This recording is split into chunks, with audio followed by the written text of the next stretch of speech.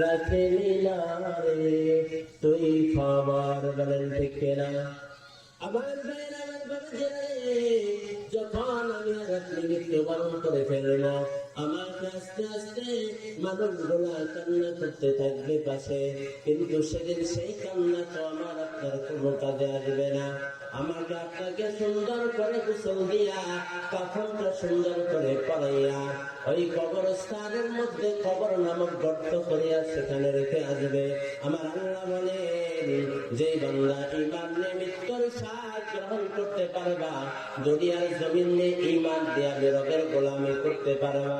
আমি আল্লাহ তাআলা বলে দিলাম, তোমাদের কোনো টেনশন নাই, কোনো টেনশন নাই। সেখানে দুনিয়ার কোনো মানুষ নাই, কোনো মানুষ নাই, সেখানে আমি আল্লাহ তোমার কাছে আছি। বলেন সুবহানাল্লাহ।